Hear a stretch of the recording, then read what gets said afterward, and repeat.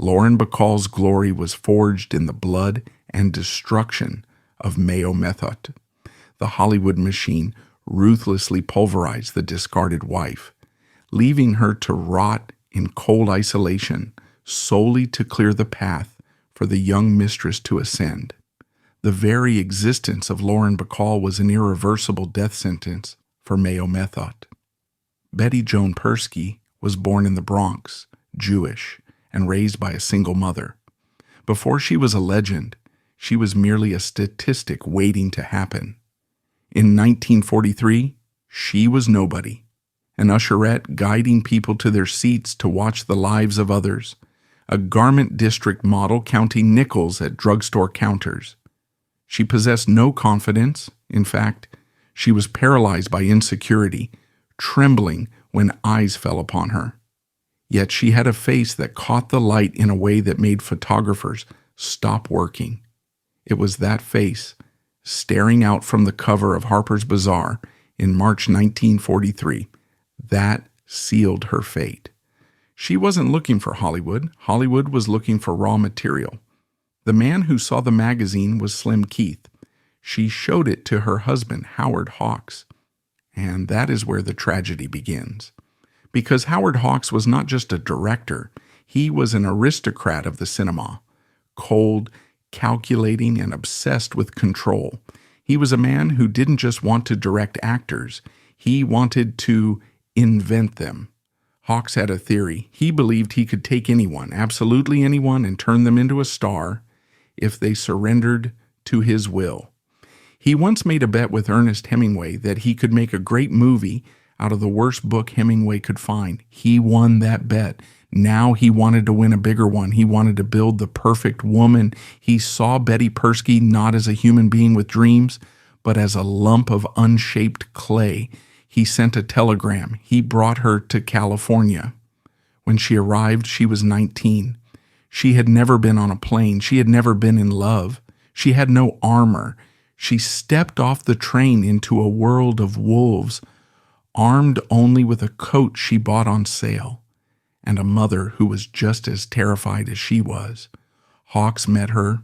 He didn't smile. He circled her like a horse trader inspecting a purchase.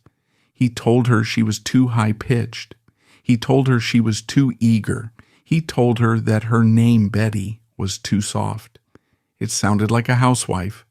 He needed a name that sounded like smoke. He christened her Lauren. She hated it. She never used it in private. But Betty Persky ceased to exist the moment she signed the paper. The contract Lauren Bacall signed was unusual. Most actors signed with a studio, Warner Brothers, MGM, Paramount. Bacall signed with Howard Hawks, personally, BH Productions. She was his personal asset. He paid her a pittance, startlingly low even for 1944, $100 a week. For that price, he owned her image, her voice, her schedule, and he believed her loyalty. He made it clear, I am creating you. You belong to me. It was less a contract than a deed of ownership. Hawks was the Pygmalion of the 20th century. In Greek mythology, Pygmalion sculpts a statue so beautiful, he falls in love with it. But Hawks didn't want to love the statue. He wanted to control it. He wanted to prove that his genius was the source of her power. He began the isolation. He forbade her from dating. He told her she was not to be seen at the popular nightclubs where starlets went to be photographed. You are not a starlet, he told her. You are something else. You are rare. He was creating artificial scarcity. He wanted the world to see her only through his lens. But there was a problem. The clay was imperfect. Her voice was thin, reedy, nasal, a high-pitched New York nervous chatter. It lacked the gravity he required. Hawks wanted a woman who spoke like a man. He wanted insolence. He wanted a voice that sounded like it had seen the bottom of a whiskey glass, even though Bacall had barely tasted alcohol. So the training began. The training went beyond acting class. It was physical reconstruction. He didn't send her to a vocal coach to learn to sing. He took her into the canyons. He drove her out to Mulholland Drive, where the wind whipped through the hills. He made her stand there, a small figure against the vast landscape, and scream. He made her read lines from The Robe, shouting them into the void until her throat was raw, until the vocal cords were inflamed and thickened. He ordered her to force her chin down to her chest, to compress the larynx, artificially deepening the register. Lower, he commanded, lower. Day after day, scream after scream. He was damaging her instrument to tune it to his ear. He was scarring her vocal cords to create a sound. And the terrifying thing is, it worked. The voice dropped. The nervous chatter disappeared. In its place emerged a low, husky growl. It was a voice that sounded tired, cynical, and infinitely experienced. It was a fake voice. It belonged to a character that didn't exist yet. But to the 19-year-old girl, it was the only way to survive the man who held her life in his hands. She was learning the first lesson of Hollywood. You have to destroy yourself to become who they want you to be. But Hawks needed more than a voice. He needed a vehicle. He needed a screen test that would prove his genius. He needed a co-star who could withstand the insolence of his new creation. He looked at the Warner Brothers lot and chose the toughest man available. He chose Humphrey Bogart.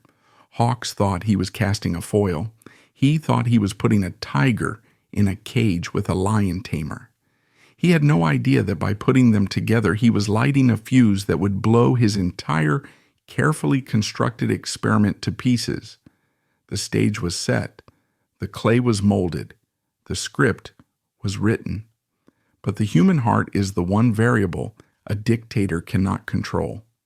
And as filming for To Have and Have Not approached, two other figures were moving into position on the board. One was a 44-year-old man dying of loneliness. The other was a 40-year-old woman dying of rage. It was the first day of shooting To Have and Have Not, and the experiment was about to face its first real test. On paper, Lauren Bacall was the insolent, gravel-voiced predator that Howard Hawks had designed. In reality, she was terrified to the point of physical illness. As she sat in the makeup chair, her hands shook so violently she couldn't hold a coffee cup. The studio lights were hot, the crew was impatient, and standing across from her was Humphrey Bogart, a man whose face was on billboards across America. She wasn't an actress. She was an imposter. And she knew that the moment the cameras rolled, everyone else would know it too. The fear wasn't just mental. It was muscular. Her head developed a tremor. It was a nervous tic, a betrayal of her own body that threatened to ruin the take and end her career before it began. To stop the shaking, she improvised a physical restraint. She discovered that if she pressed her chin firmly against her chest, it locked her neck muscles and stabilized her head. But to look at Bogart while keeping her chin clamped down, she had to roll her eyes upward. She had to look at him through her eyelashes. It was a desperate biological hack to hide a nervous breakdown. But when Howard Hawks looked through the camera lens, he didn't see terror. He saw sex. He saw a woman who looked like she was sizing up her prey, a woman so confident she didn't need to lift her head. He yelled, "Cut," and told her to keep doing it. They branded it The Look. The marketing department would later sell it as the ultimate expression of female dominance. In truth, it was the posture of a frightened animal trying not to collapse. Humphrey Bogart saw through it immediately. He wasn't the hard-boiled detective the public idolized. At 44, he was a man exhausted by his own life. He was trapped in a marriage that had turned his home into a combat zone, drinking heavily to numb the noise of constant arguments. When he looked at the 19-year-old girl trembling across from him, he didn't see a femme fatale. He saw a kid who was in over her head. He saw vulnerability. And for a man who had spent years building a shell of cynicism, that vulnerability was magnetic. He did something uncharacteristic for a major star. He stepped out of his own ego to help her. He cracked jokes to break the tension. He guided her through the blocking. He became her protector on the battlefield that Hawks had built. The chemistry on screen was the visible frequency of two people finding a lifeline in each other. Hawks saw this happening, and he ruthlessly exploited it. He rewrote scenes on the fly to capitalize on the tension. He added sexual innuendos that weren't in the original novel. He pushed them closer together, manipulating their proximity to get the shot. He didn't care about the morality of encouraging a married man to pursue a teenager. He only cared that the dailies looked electric. He was filming a documentary of falling in love and selling it as fiction. The famous line, "You know how to whistle, don't you? You just put your lips together and blow," was delivered by Bacall, but it was engineered by Hawks. He was directing the affair just as precisely as he directed the lighting. But as the weeks went on, the boundary between the script and reality dissolved completely. The safety of the sound stage became a sanctuary for Bogart. Outside those walls, he had to return to Slugger, his wife, Mayo Methot, who was waiting with a bottle in one hand and a grudge in the other. Inside the walls, he had Betty. She was calm, she was sane. She looked at him with hero worship, not accusation. For Bacall, Bogart was the only solid thing in a world of illusion. He was the only one who didn't treat her like a prop. The affair began not with a grand romantic gesture, but with quiet conversations in his trailer while he drank his lunch. It was a slow-motion collision. Hawks watched it happen with a mixture of pride and possessiveness. He had built a perfect woman, and now his lead actor was stealing her. The director had set a trap for the audience, but he hadn't realized that by the time production wrapped, the trap would snap shut on him too. The atmosphere on set shifted from professional to conspiratorial, and looming over it all was the shadow of the woman waiting at home, the woman who was about to realize she was being erased from the script of her own life. In the official folklore of Hollywood, Mayo Methot is reduced to a caricature, the crazy wife, the shrill alcoholic harpy standing between the hero and his happiness. But Mayo Methot was not simply a villain. She was a mirror, a ghost of Christmas future, standing before Lauren Bacall screaming, "This is what they do to you when the youth runs out." History is written by the winners, and in 1944, Mayo was being systematically erased by a machine that had no further use for her. Before the gin, before the madness, Mayo Methot was a star. Born in Portland, Oregon, the daughter of a ship captain, she was a woman of immense talent and grit. In the 1920s and early 30s, she was a Broadway sensation. She was described by critics as the Portland Rose, a woman with soft, intelligent eyes and a fiery spirit. She was an actress of the stage, possessing a craft and a discipline that the young Lauren Bacall could not yet comprehend. When she arrived in Hollywood, she was a leading lady, but Hollywood has a biological clock that ticks faster than real time. By the time she met Humphrey Bogart in 1937, she was 33. In the eyes of the studio heads, she was already depreciating. When she married Bogart in 1938, she was the more famous of the two.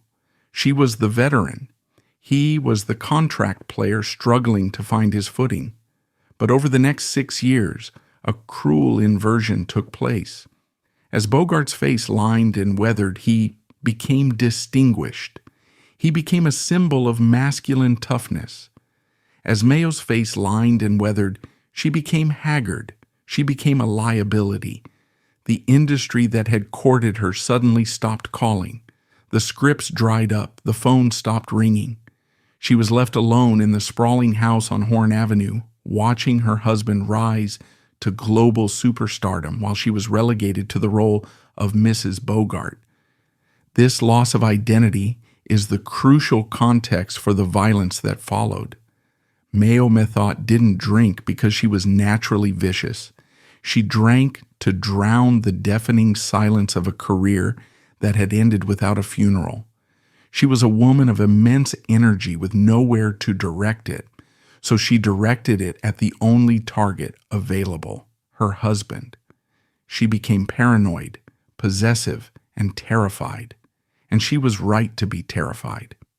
In Hollywood, a wife is only as secure as her husband's last hit movie, and she knew, with the instinct of a veteran, that the sharks were always circling, looking for a younger, fresher replacement. The marriage of Humphrey Bogart and Mayo Methot was not a home. It was a combat zone. The press, with their insatiable appetite for scandal, branded them the battling Bogarts. They treated the domestic abuse as a quirky, bohemian characteristic of two passionate artists. Gossip columnists would chuckle about the crockery flying at the Bogart residence. They would report on the shouting matches at the Ham and Eggs restaurant as if it were theater. But there was nothing theatrical about the reality. It was a cycle of mutually assured destruction. Stripping away the glamour of the era reveals the clinical facts. This was a relationship fueled by industrial quantities of scotch and deep-seated psychological trauma. Bogart, for all his screen toughness, was a man of deep insecurity and passivity. He did not simply endure Mayo's rage. He courted it. He knew exactly which buttons to push to trigger an explosion. He would goad her, insult her, and use her jealousy as a twisted proof of her love. If she wasn't fighting him, he felt ignored. If she wasn't screaming, he felt abandoned. They were addicted to the adrenaline of the fight. But by 1943, the fun had evaporated. The violence had turned physical and lethal. There were guns in the house, loaded guns. There were knives. The most chilling incident, one that was whispered about, but rarely printed in detail, occurred during a dinner party. In a blind alcoholic rage, Mayo picked up a steak knife and drove it into Bogart's back. It wasn't a scratch, it was a stab wound. Bogart collapsed. A doctor was called, not the police. The studio fixers arrived before the ambulance. The incident was hushed up, the blood was scrubbed from the floor, and the narrative was preserved.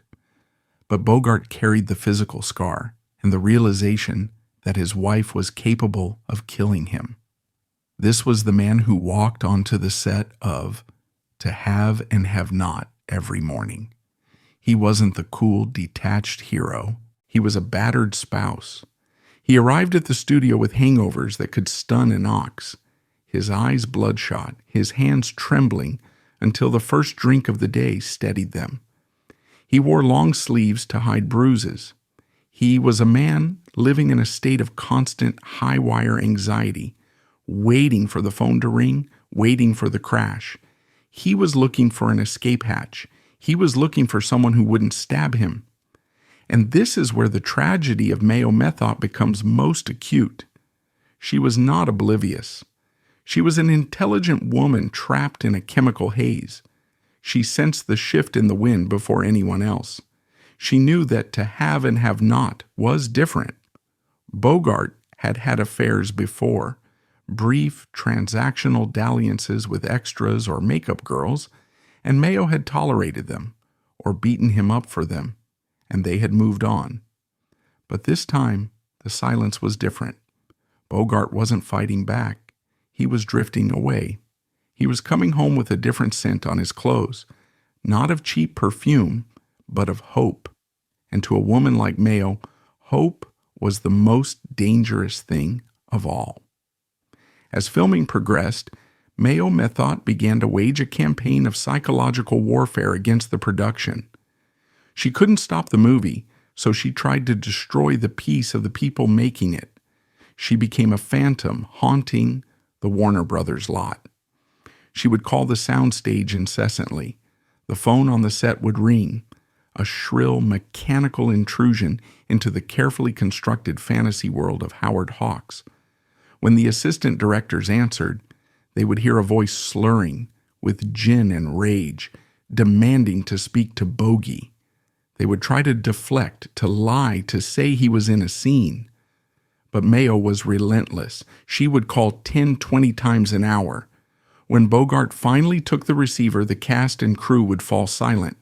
They could hear the screaming from the earpiece. They watched their leading man, the toughest guy in America, hunch his shoulders and shrink into himself, whispering, "I know, Mayo, I know. I'll be home soon." Lauren Bacall watched this ritual with wide, terrified eyes. She was only 19. She was a girl from the Bronx who lived with her mother. She had no frame of reference for this level of toxicity. To her, Mayo Methot wasn't just a jealous wife. She was a monster from a horror movie. Bacall lived in constant fear that Mayo would materialize on the set with a gun. Every time a door slammed, she jumped. Every time a stranger walked onto the soundstage, she froze. Hawks, for his part, used this fear. He didn't ban Mayo's calls. He didn't hire extra security to keep her away. He let the tension permeate the air. He wanted Bacall to feel endangered because it made her performance more brittle, more alert. He wanted Bogart to feel trapped because it made his chemistry with Bacall more desperate. Hawks was directing the off-screen drama as precisely as the on-screen action. He knew that the more unbearable Mayo made Bogart's life, the more Bogart would cling to Bacall.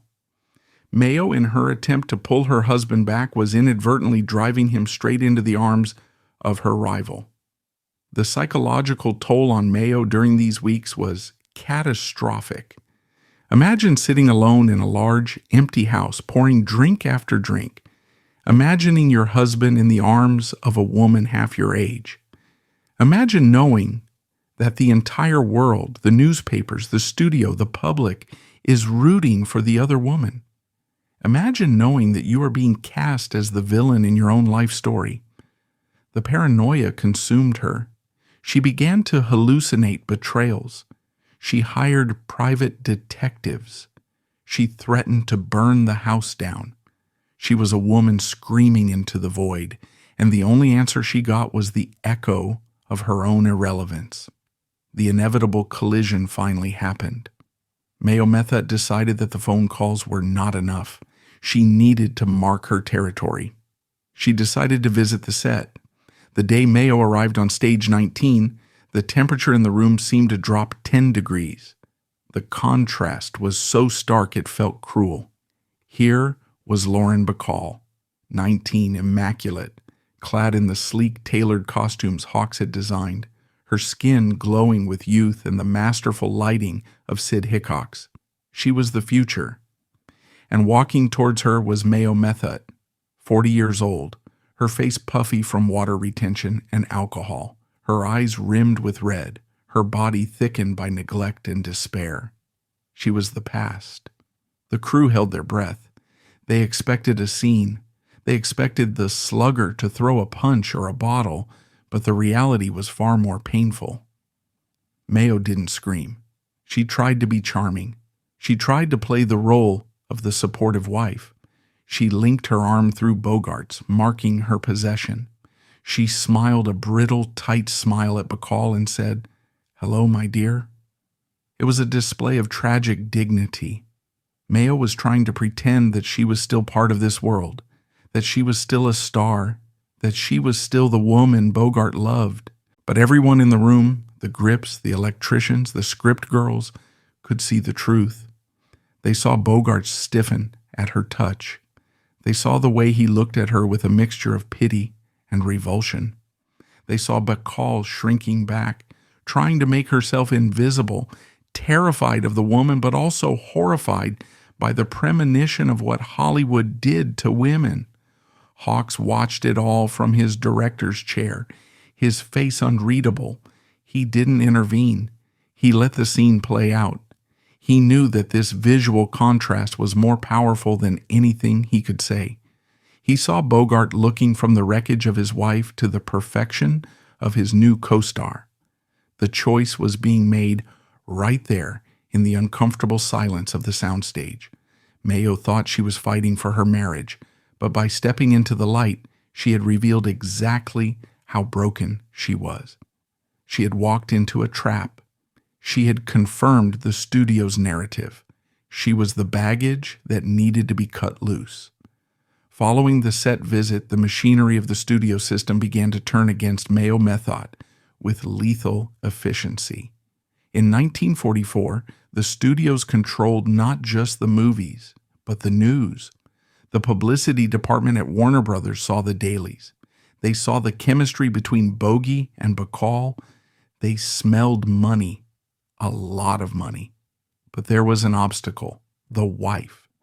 Adultery was still a taboo in conservative America, especially for a hero like Bogart. To sell the romance of Bogart and Bacall, they needed to legitimize the affair. And to legitimize the affair, they needed to delegitimize the marriage. A subtle campaign of whispers began in the press. Gossip columnists, fed by studio publicists, began to change the tone of their coverage of the Bogarts. No longer were they the fun, battling couple. Now the stories took on a darker hue. Items appeared hinting at Mayo's instability. They alluded to Bogart's long-suffering patience. They painted a picture of a man trapped by a lunatic. The narrative was being rewritten in real time. Bogart wasn't a cheater. He was a victim seeking rescue. Bacall wasn't a homewrecker. She was an angel of mercy. Mayo Methot, isolated in her home reading these papers, realized she was fighting a battle she could not win. She wasn't fighting a 19-year-old girl. She was fighting Warner Brothers. She was fighting the Hearst Press.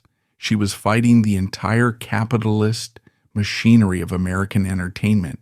They needed a new product, and she was the discontinued line.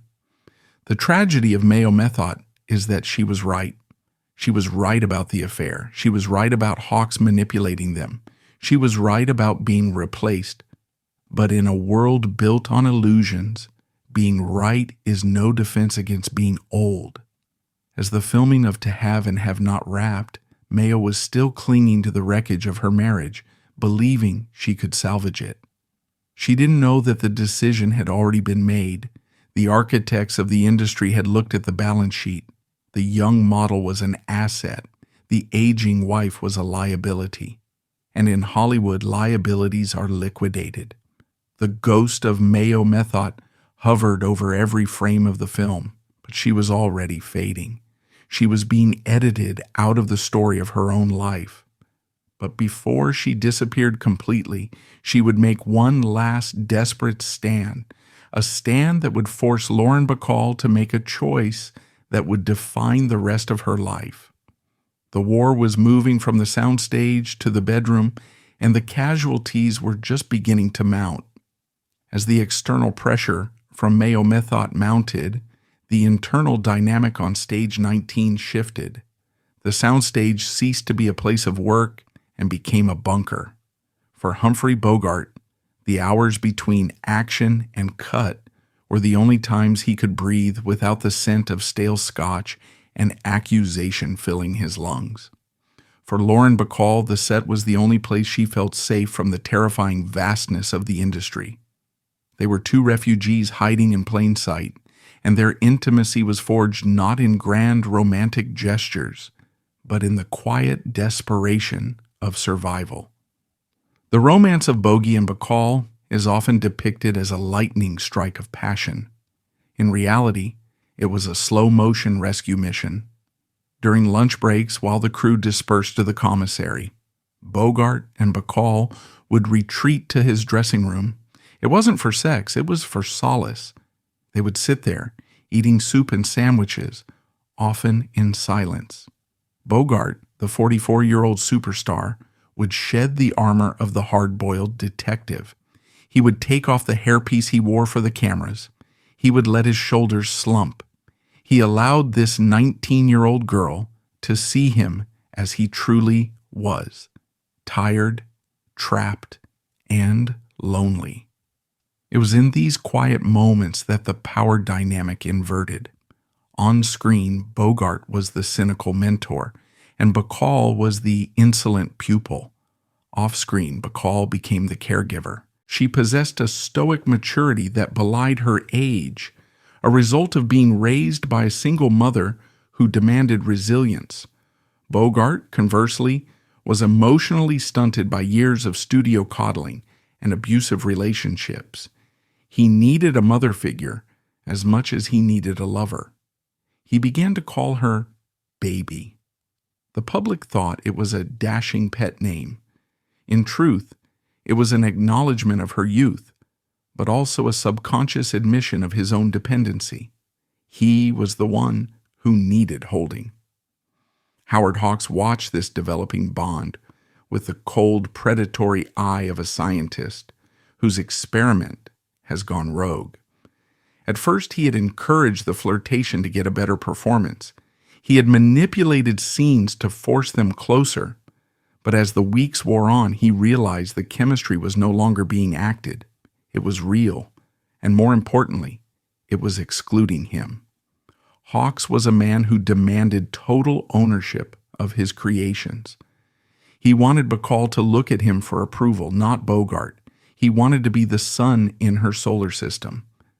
Seeing her fixated on Bogart, a man Hawks considered an employee, a drinking buddy, but certainly not an intellectual equal, wounded the director's colossal vanity.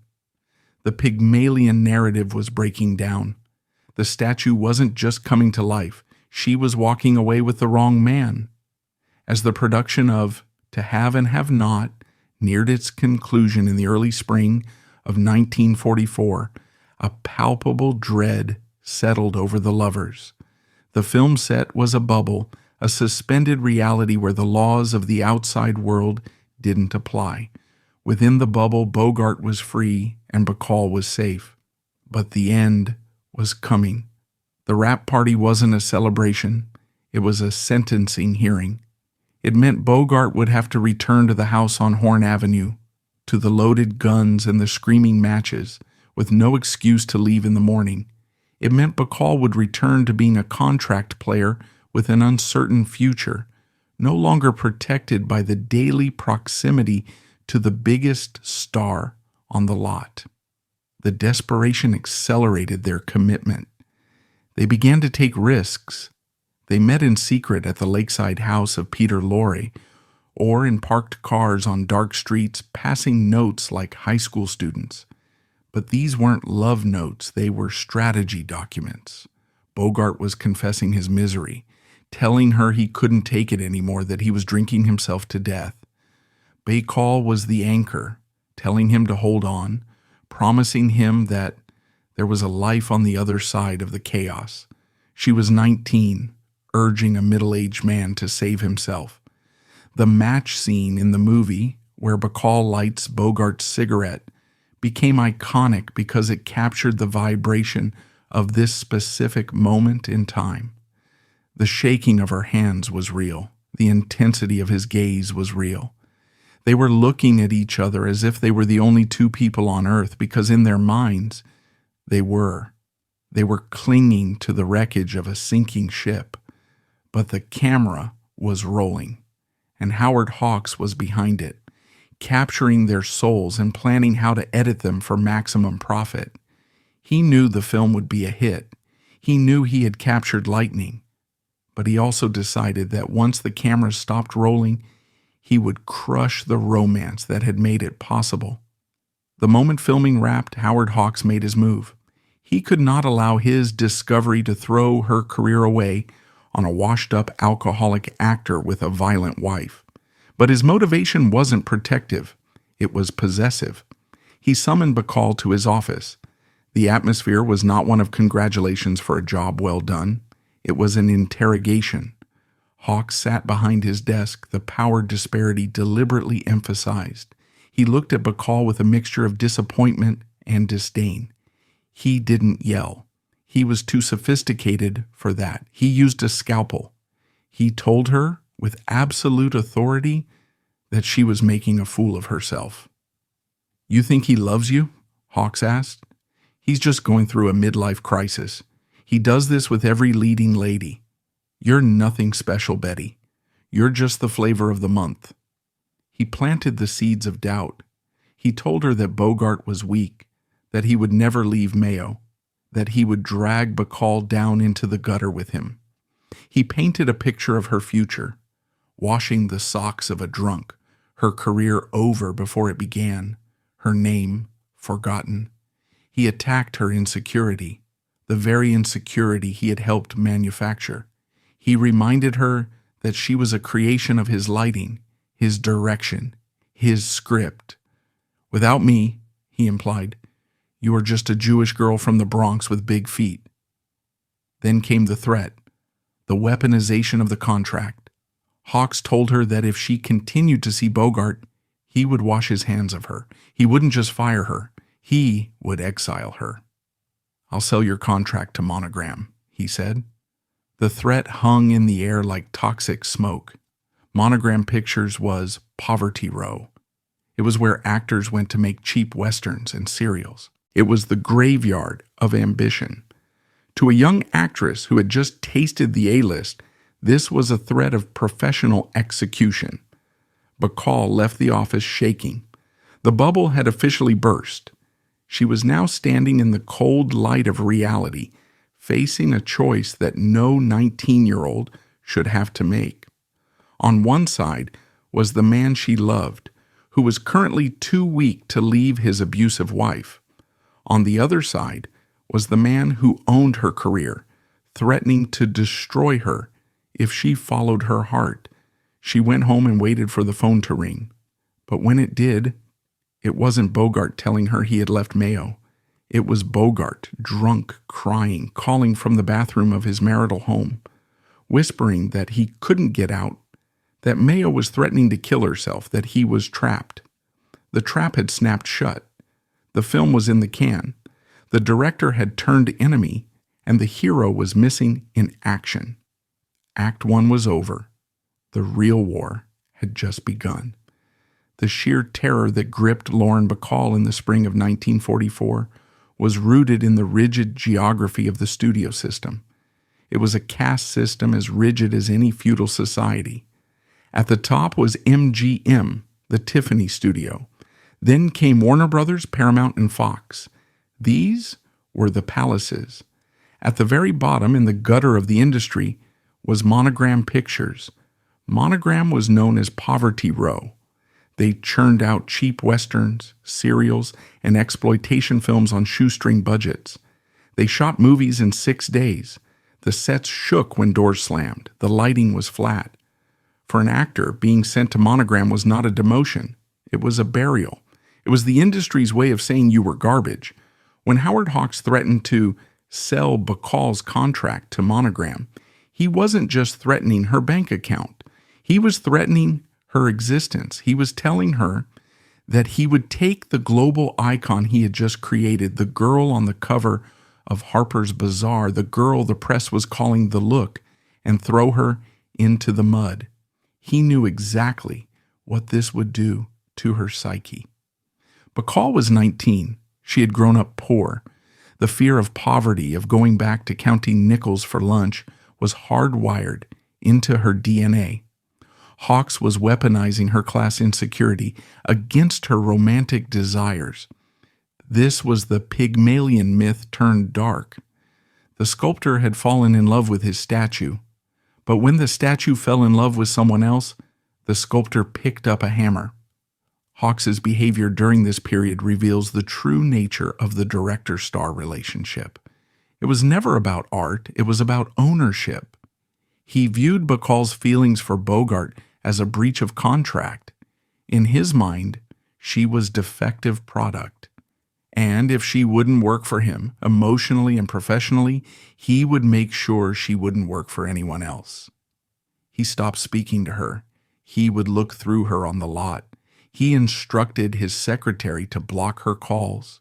He was freezing her out, letting the silence and the threat of Monogram marinate. He wanted her to sweat. He wanted her to realize that without him, she was nothing. It was a master class in psychological abuse, carried out by one of the most celebrated men in Hollywood. He was teaching her a lesson. The man who gives you the light can also turn it off. While Hawks was tightening the screws on Bacall's career, the hero of our story was failing to live up to his screen persona. Humphrey Bogart is remembered as the man who always did the right thing, the man who stuck his neck out for nobody until it mattered. But in 1944, Bogart was paralyzed. He loved Bacall. That was genuine. But he was terrified of Mayo Methot. And, perhaps more deeply, he was addicted to the dysfunction. Psychologists might call it trauma bonding. Bogart had spent years in a relationship defined by high-octane drama. Peace felt foreign to him. Quiet felt suspicious. When he went home to the house on Horn Avenue, he entered a fugue state. He promised Bacall he would leave. "Just give me time," he said. "I have to do it right. I can't just walk out." He cited Mayo's fragility. He said she was sick. He said she might kill herself.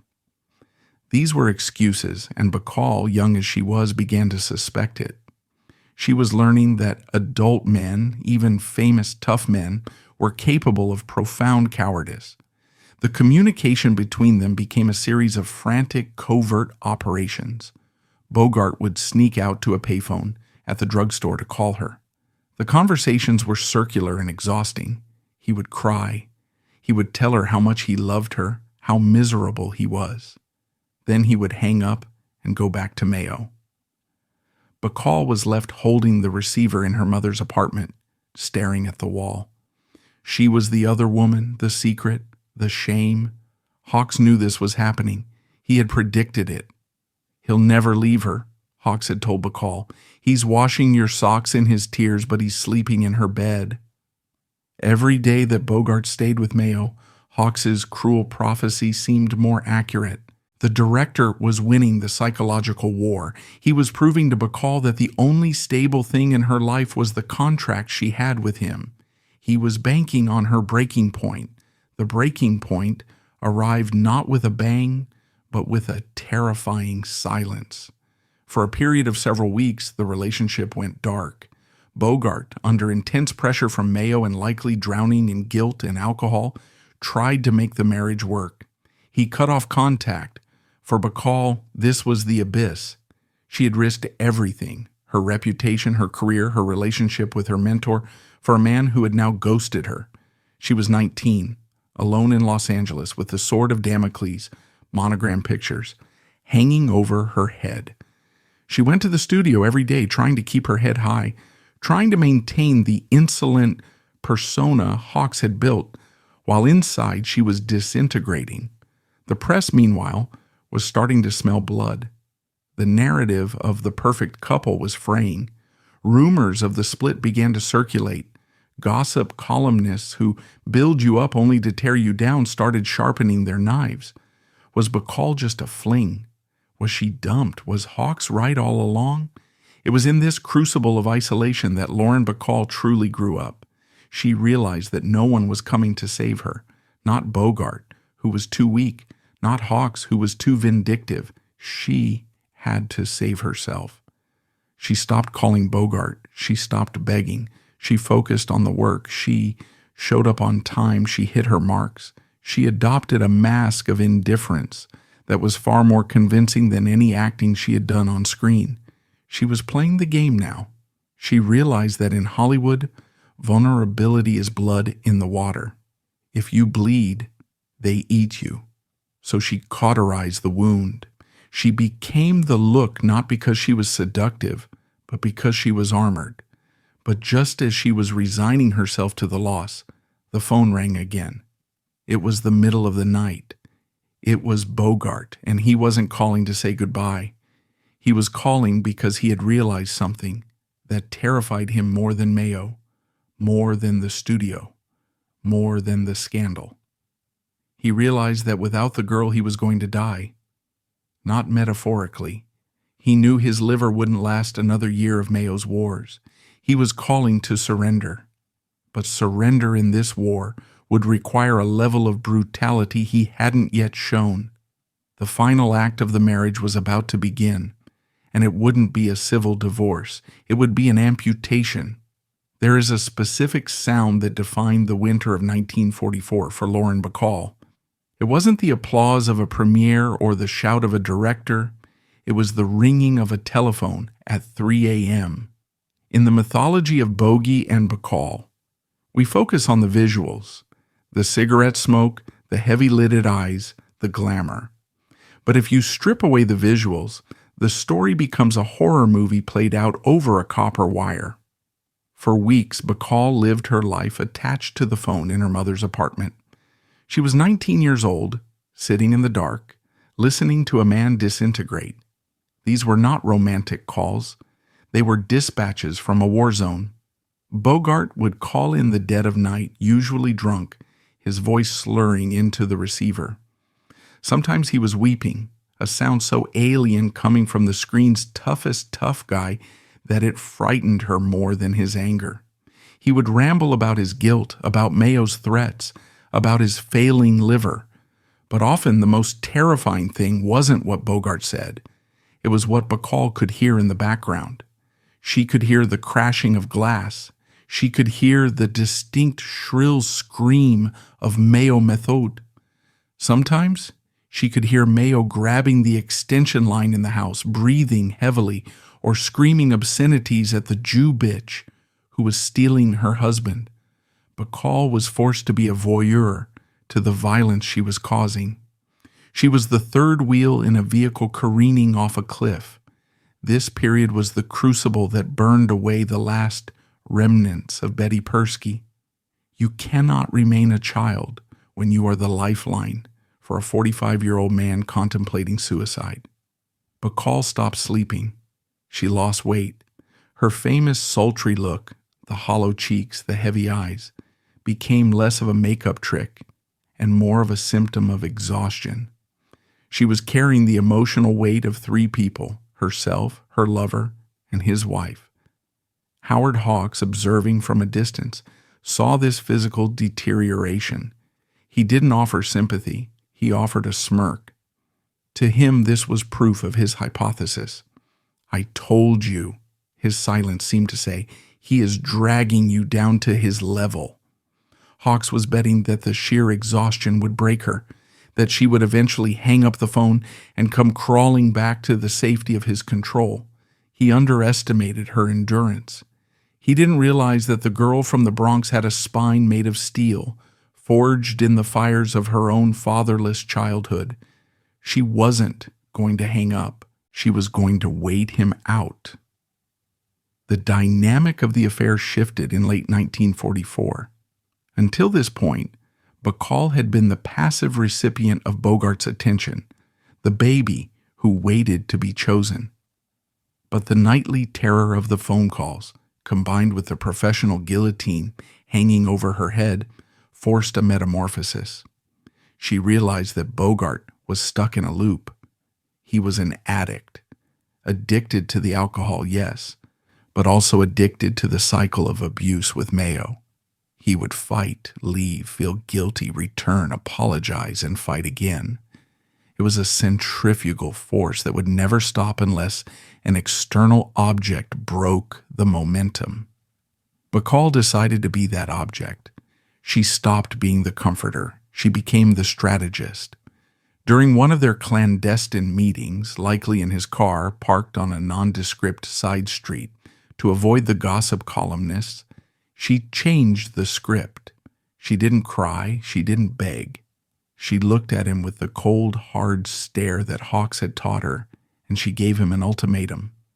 "I can't do this anymore," she told him. It wasn't a threat. It was a statement of fact. She told him that she was losing her mind.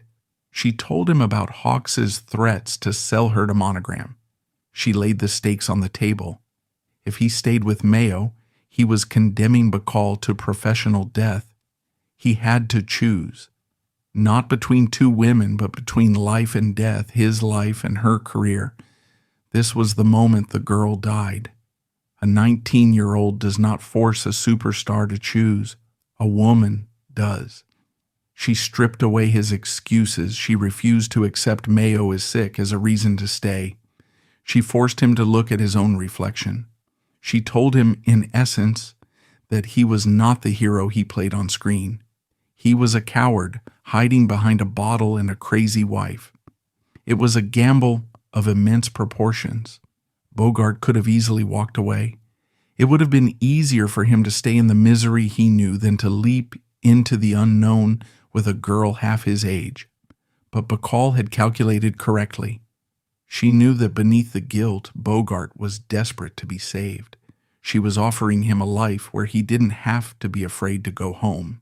She was offering him peace. And for a man who had been at war with his spouse for 6 years, peace was a narcotic more powerful than scotch. The end of the marriage did not happen with a grand dramatic gesture. There were no packed suitcases waiting by the door, no final dignified speech. It was a messy, chaotic evacuation. It happened around Christmas. The holidays in the Bogart household were traditionally a nightmare of forced cheer and violent outbursts. This year, the tension snapped. The details of the final fight are blurred by the fog of alcohol and history, but the outcome was clear. Bogart realized he had crossed a threshold. He looked at Mayo, perhaps passed out, perhaps screaming, and saw his own corpse. He realized that if he stayed one more night, one of them would end up in the morgue. He left. He didn't take much. He checked into the Beverly Hills Hotel. It wasn't a triumphant exit. It was a retreat. He was a wreck. He was shaking, sick, and filled with self-loathing. But he was out. When he called Bacall to tell her, there was no celebration. There was only relief, heavy and exhausting. But the war wasn't over. Leaving the house was the easy part. Extricating himself from the legal and psychological web of Mayo Methot was the hard part. Mayo did not accept the separation. She viewed it as a temporary skirmish.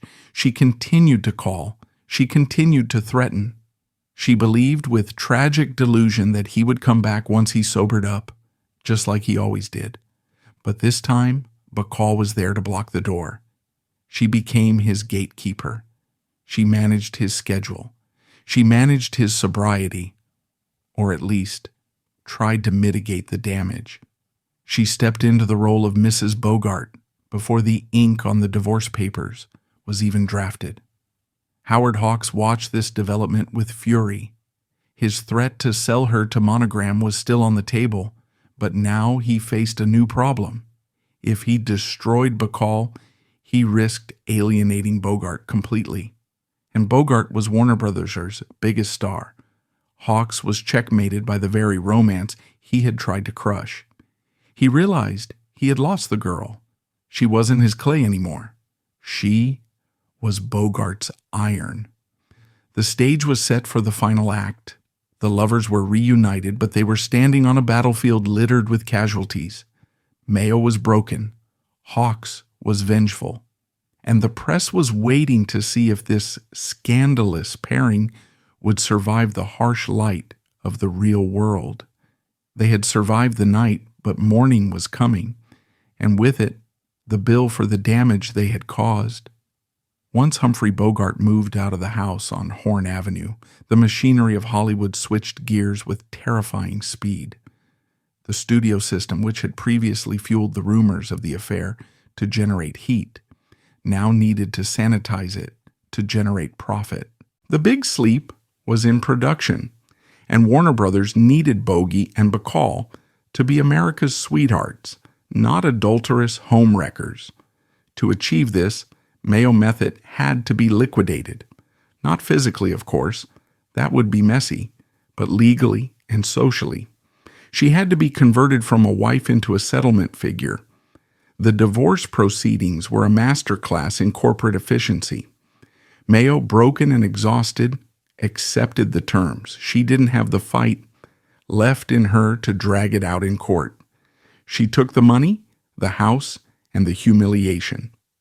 On May 10, 1945, in a courtroom in Las Vegas, the marriage of the battling Bogarts was dissolved in a matter of minutes. The judge banged a gavel and 6 years of violence and passion were reduced to a stack of paperwork. Mayo walked out into the desert sun, A free woman, but a woman without a context. She was 41 years old, single, and marked as difficult. In the ecosystem of 1945, she was effectively extinct 11 days later. That is the number that staggers the modern mind. 11 days after the divorce was finalized, Humphrey Bogart married Lauren Bacall. There was no mourning period. There was no pause for reflection.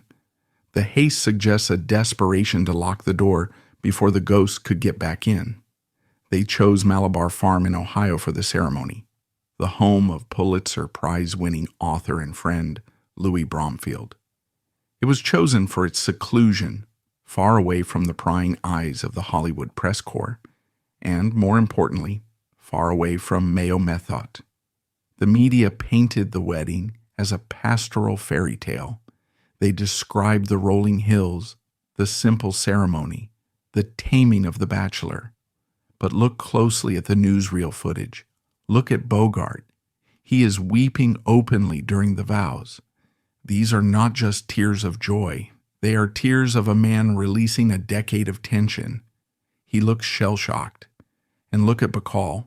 She is 20 years old, standing in a deer park in Ohio, pledging her life to a man who is old enough to be her father, a man who is technically an alcoholic, a man carrying a steamer trunk of trauma. She doesn't look like a blushing bride. She looks like a soldier accepting a commission. She isn't just marrying a movie star. She is taking custody of a jagged, broken human being.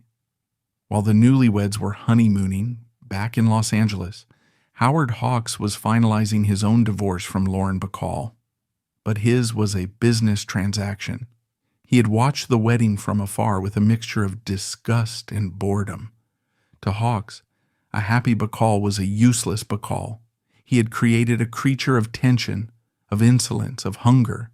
By marrying Bogart, she had become safe. She had become domesticated. In his eyes, the art project was ruined. So he did exactly what he had threatened to do, though not with the dramatic cruelty of sending her to Monogram. He did something colder. He cashed out. He sold Lauren Bacall's personal contract to Warner Brothers entirely. He traded his creation for a lump sum of money and washed his hands of her. This moment is the pivot point of Bacall's entire career, and it is the tragedy that is often overlooked. When she was with Hawks, she was a unique asset. He protected her, curated her roles, and demanded she be lit and shot in specific ways to hide her flaws and emphasize her mystique. He was a tyrant, yes, but he was a tyrant with taste. When he sold her to Jack Warner, she became just another inventory item in a factory that was famous for grinding actors down. Jack Warner did not care about the look. He did not care about her mystique. He cared about volume. He saw Bacall not as a unique talent, but as Bogart's wife. He immediately began to miscast her. He put her in melodramas that didn't suit her cynical edge. He tried to soften her, to make her more conventional, to fit her into the standard girlfriend roles that any contract player could have done. Hawks's revenge was complete. He didn't destroy her life. He leveled her career. He knew that without his protection, the studio system would dilute her. He knew that by choosing love, she had forfeited her chance to be a standalone titan like Bette Davis or Katharine Hepburn. She would always be the and in Bogart and Bacall. He sold her down the river, counting his money while she tried to navigate a studio that didn't understand what she was. The years immediately following the wedding were a strange purgatory for Bacall. On a personal level, she had won. She and Bogart were genuinely happy. The bogey the world knew, the hard drinker, the brawler, began to soften. He found a peace with Bacall that he had never known. They bought a boat, the Santana. They hosted dinner parties. They became the royalty of the Rat Pack. But professionally, Bacall was paying the bill. Warner Brothers treated her with a shocking lack of respect. When she refused terrible scripts that were clearly beneath her status, Jack Warner suspended her. Suspension meant no pay and no ability to work elsewhere. It was a standard tactic to starve actors into submission. Bacall, fierce and stubborn, took the suspensions. She sat at home, unpaid, while lesser actresses took the roles. She became a difficult woman in the eyes of the executives, echoing the very reputation that had destroyed Mayo Methot. The irony was bitter. She had replaced Mayo in Bogart's bed, and now the studio was trying to give her Mayo's reputation in the boardroom. During this time, her identity began to merge entirely with her husband's. She was 24, 25 years old, spending her prime years nursing Bogart through hangovers, dealing with his aging and fighting with Jack Warner. The insolence that Hawks had cultivated was now being used to defend her husband, not to advance her own art. She became Bogart's handler. She was the one who made sure he ate, the one who steered him away from the bar, the one who smoothed over his feuds. She had saved him, certainly. Bogart lived 10 years longer than anyone expected he would, but the cost was her own trajectory. Critics began to note that her performances were losing their spark. The electric, dangerous energy of to have and have not and the big sleep was fading. She was becoming respectable. And in Hollywood, respectability is the enemy of legend. She was no longer the wolf. She was the zookeeper. The tragedy of the victory became apparent as the 1950s dawned. The age gap, which had seemed so romantic in 1944, was now a biological reality. Bogart was aging rapidly. Decades of whiskey and tobacco were collecting their toll. He developed a cough that wouldn't go away. He became frailer. The tough guy was shrinking inside his clothes. Bacall was entering her 30s, a woman in her prime, but she was shifting from wife to nurse. The dynamic of the relationship returned to what it had been in the beginning, the young woman holding the older man together. But this time, there was no movie camera rolling, and there was no script that guaranteed a happy ending. The fairy tale was entering its final brutal chapter. The villain, Howard Hawks, had moved on to new girls, new discoveries. Like Angie Dickinson, completely indifferent to the fate of his former muse, the studio, Warner Brothers, was losing power to television. The stage was emptying. And Lauren Bacall was left standing in the spotlight, holding the hand of a dying king, wondering if the prize was worth the war. The first casualty of this war did not fall on a battlefield or a film set. She fell in a cheap motel room in Multnomah County, Oregon. On June 9, 1951, the body of Mayo Methot was discovered. She had been dead for several days. The setting was a grim cliché of a Hollywood tragedy, anonymous, lonely, and far from the lights of the Sunset Strip. She was 47 years old. The coroner's report listed the cause of death as acute alcoholism, but that was a medical euphemism. Mayo Methot died of obsolescence. When the news reached Los Angeles, it barely made a ripple. The studio heads at Warner Brothers did not pause production. The flags were not flown at half-mast. To the industry, Mayo was a line item that had been written off 6 years ago. She was a bad investment that had been liquidated. There is a terrifying coldness to how quickly Hollywood forgets the women it destroys. Mayo had been a Broadway star, a talented artist, and a wife, but in the end, she was reduced to a cautionary tale, a ghost story told to young actresses to frighten them into compliance. Don't be difficult, or you'll end up like Mayo. Humphrey Bogart received the news while he was at the peak of his happiness with Bacall. We do not know exactly what he said, but we know he sent money for the funeral. It was a final transactional gesture of guilt. He did not attend. He couldn't.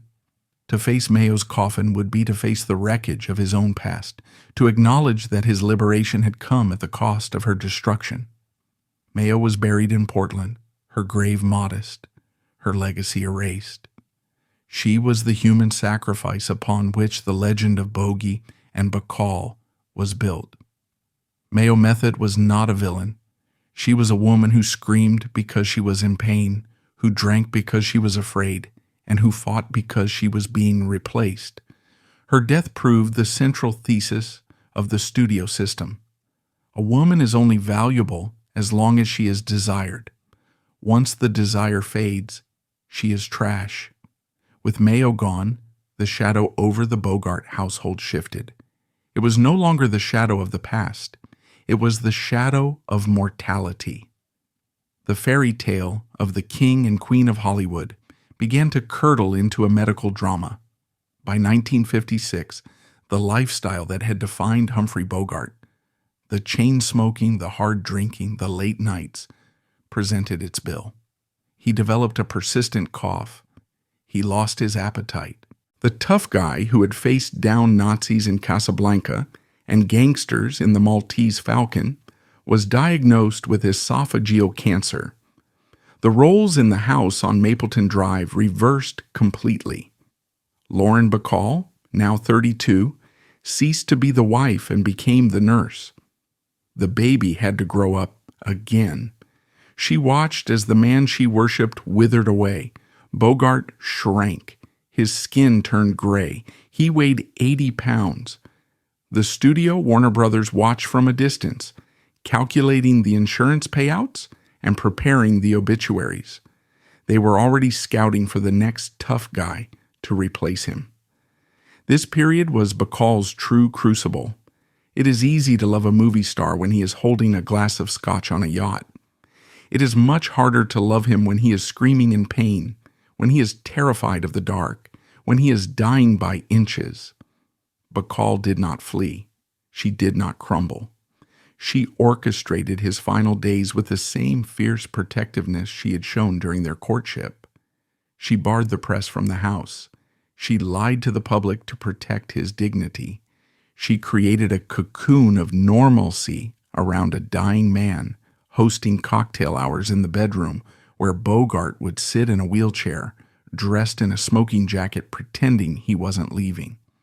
On January 14, 1957, Humphrey Bogart died in his sleep. He was 57 years old. The legend was cemented in history, but the woman was left alone in the hallway. Lauren Bacall was a widow at 32. Consider that age. 32. Most people are just starting their lives. Bacall had already lived a lifetime. She had been discovered, molded, tortured, married, and widowed. She had 2 young children and a career that was on life support. The industry looked at her and didn't know what to do. She was too young to be a matriarch, but she was too associated with the past to be an ingenue. She was a relic of a bygone era, a living monument to a dead husband. The press called her the Widow Bogart. They expected her to wear black for the rest of her life, to tend the shrine. But Bacall was Betty Persky from the Bronx. She had survival in her blood. She refused to be buried with her husband. She tried to date. She had a disastrous, high-profile engagement to Frank Sinatra, the new leader of the Rat Pack. But Sinatra, much like Howard Hawks, was a man who needed to control his women. When Bacall showed too much independence, when she dared to speak to the press about their relationship, Sinatra cut her off. He ghosted her. It was a brutal reminder that the dynamics of power in Hollywood hadn't changed. Men could be reckless, women had to be silent. Bacall learned the hardest lesson of all. The protection of a powerful man is an illusion.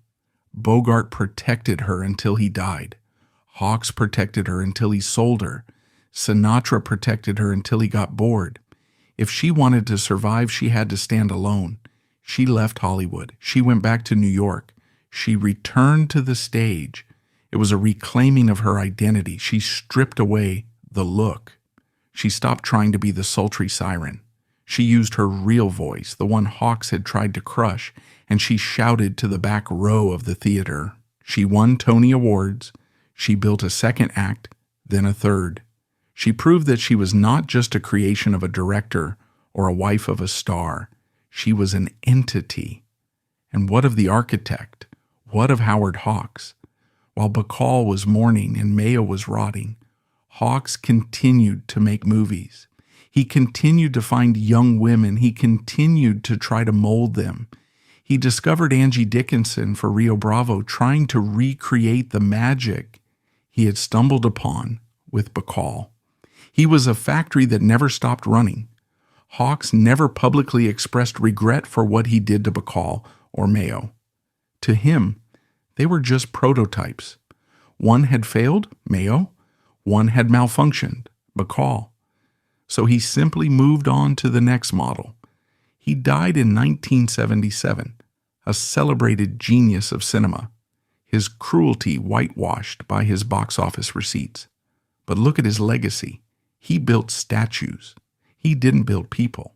His films are masterpieces of mechanics, but the humanity in them often came from the actors rebelling against him. Bacall's best moments in To Have and Have Not, the trembling hand, the nervous laugh, were the moments Hawks couldn't control. The Pygmalion trap failed because the statue had a soul. Hawks wanted a reflection of himself. What he got was a woman who outlived him, outshone him, and ultimately exposed him. When we look at Lauren Bacall today, the smoke, the chin down, the eyes up, we don't see confidence. We see a scar. We see a rescue mission carried out under enemy fire. She walked through the fire of the golden age and emerged with skin toughened into leather, never forgetting the lesson of 1944. In the dream factory, you are only worth what they can sell. The machine didn't stop with Bacall. It just looked for a softer target. Next, we traveled to the darkest corner of the studio system to tell the story of a woman who refused to smile and how the industry conspired with the medical establishment to silence her forever. This is the American tragedy of Frances Farmer.